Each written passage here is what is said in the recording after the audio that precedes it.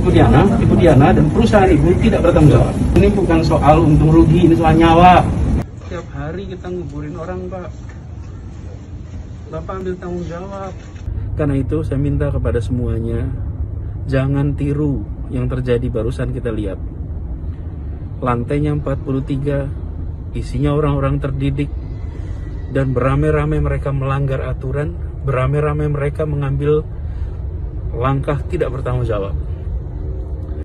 Anies Baswedan marah ketika menemukan satu perusahaan non-esensial dan non-kritikal masih mewajibkan karyawannya datang ke kantor. Hal ini ditemukan ketika Anies melakukan inspeksi penegakan aturan work from home, WFH, Selasa, tanggal 6 Juli tahun 2021. Sebagaimana dikutip dari cerita Instagramnya @anisbaswedan bahwa hal tersebut bukan soal pelanggaran aturan, dirinya menilai perusahaan sangatlah egois dan tidak bertanggung jawab juga tidak peduli dengan keselamatan nyawa masyarakat. Gubernur memarahi pegawai perusahaan Rai White Indonesia yang tetap bekerja dari kantor pada hari kedua PPKM darurat. Pegawai perusahaan yang berkantor di Gedung Shahid Sudirman Center, Jakarta Pusat, itu seharusnya bekerja dari rumah, WFH. 100% karena bukan sektor esensial.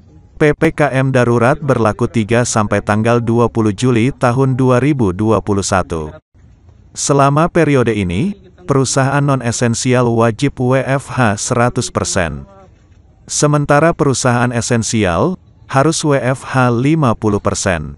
Kantor non-esensial itu tertangkap basah melanggar PPKM darurat saat Anies melakukan inspeksi dadakan ke kantor Rai White Indonesia pada Selasa, tanggal 6 Juli tahun 2021. Anies mendapati karyawan tetap bekerja dari kantor walaupun mereka tidak masuk ke kategori sektor esensial maupun kritikal seperti diatur dalam kebijakan PPKM darurat. Ditegaskan Anies, bahwa bukan soal untung rugi. Ini soal nyawa. Pemerintah saat ini ingin nyelamatin nyawa orang. Selanjutnya kantor Rai White dipasangi stiker penghentian sementara. Anies menginstruksikan petugas Satpol PP serta Dinas Tenaga Kerja dan Transmigrasi, Disnaker Trans, untuk menutup kantor Rai White Indonesia. Selanjutnya, terlihat Anies menempelkan stiker bertuliskan penghentian sementara kegiatan di pintu kantor itu dan memerintahkan pihak terkait untuk diproses, serta menyuruh semua karyawan pulang juga mentaati aturan. Usai di kantor Rai White Indonesia, Anies melanjutkan sidak ke PT Equity Life Indonesia. Di sana, Anies mendapati hal yang sama. Anies menegur salah seorang karyawan perusahaan tersebut. Dikatakan Anies, bahwa pemerintah Provinsi DKI setiap hari nguburin orang. Selain itu, Anies Baswedan juga mempersoalkan ada karyawan yang merupakan ibu hamil tetap bekerja dari kantor.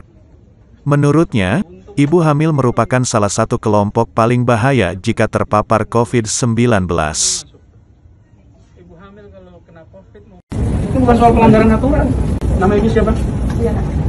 Ibu Diana dan perusahaan Ibu tidak bertanggung jawab. Ini bukan soal untung rugi, ini soal nyawa, ya.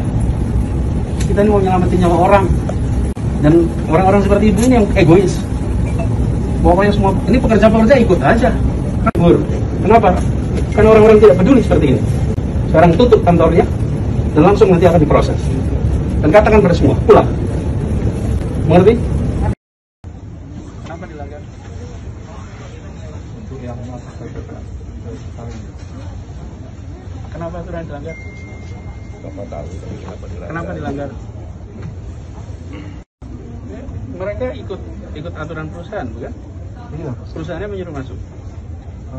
Iya 25%. Ini 25% enggak? Iya Pak, dari total ini kebetulan HRD kan Pak. Berapa orang di sini? Di ruangan ini berapa? 42 sih Pak, data yang masuk ke HRD dan 42 orang. Bukan data. Tiap hari kita nguburin orang, Pak. Bapak ambil tanggung jawab. Iya.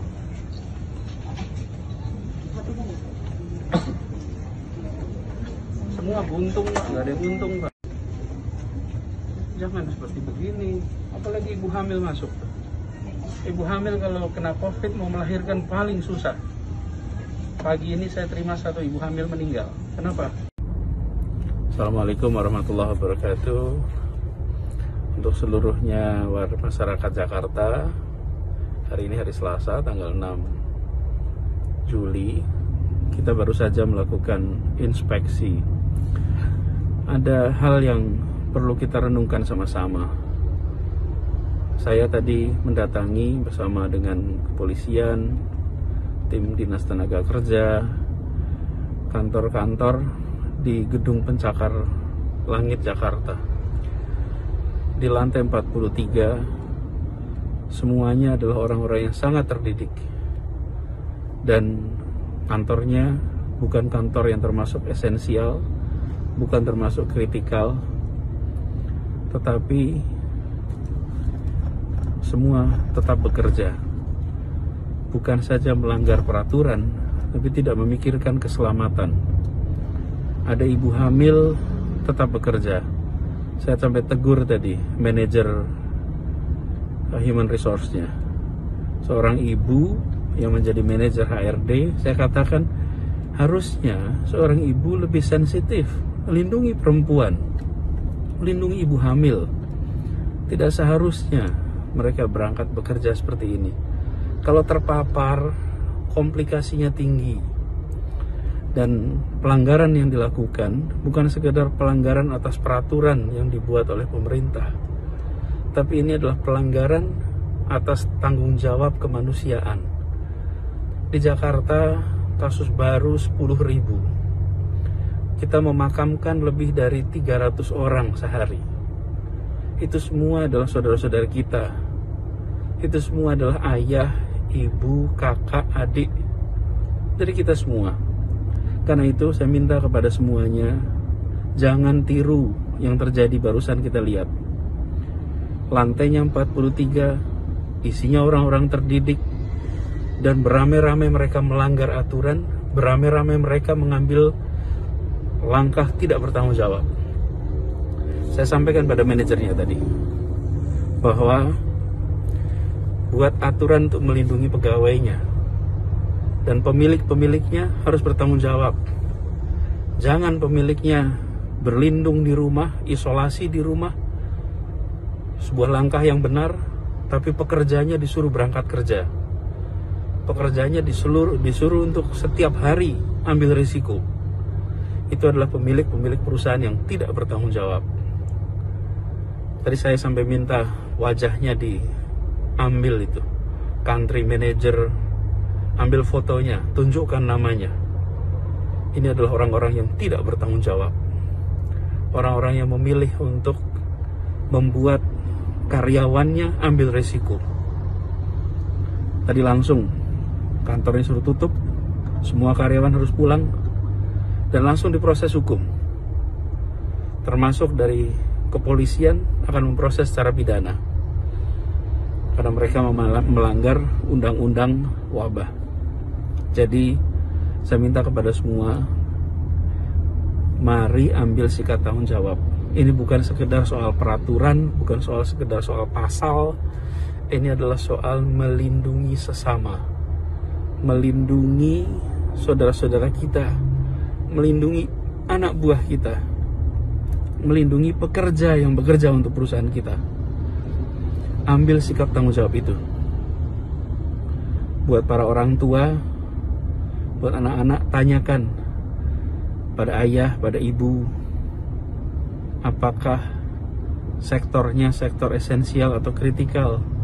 Buat kakek, nenek, tanyakan pada anak-anaknya, ini pada pergi kerja sektor esensial, kritikal atau tidak. Kalau tidak, ambil sikap tanggung jawab. Dan bila Anda menemukan tempat Anda bekerja bukan sektor esensial, bukan sektor kritikal, laporkan. Lewat apa? Aplikasi Jaki. Dengan aplikasi Jaki itu, maka Anda bisa laporkan dan nama Anda tidak muncul. Anda akan terlindungi identitasnya. Lalu segera kita akan melakukan tindakan untuk menegakkan aturan. Tadi ada yang tanya, apakah akan dihukum seberat-beratnya? Saya katakan, hukuman itu bukan untuk memuaskan perasaan kita. hukuman itu adalah untuk menegakkan peraturan.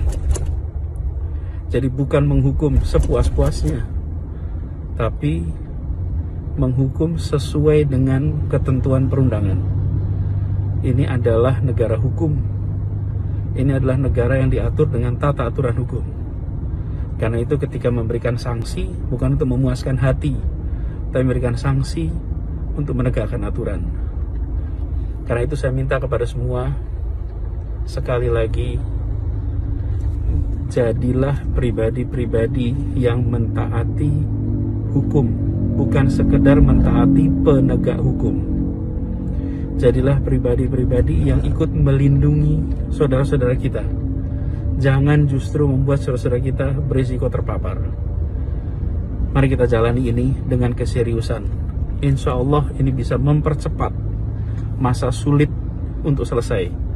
Masa sulit ini segera bisa cepat selesai kalau kita sama-sama bekerja dengan baik, kolektif, disiplin untuk menjaga keselamatan, mengurangi interaksi. Itu aja dulu. Salam untuk semuanya. Assalamualaikum warahmatullahi wabarakatuh.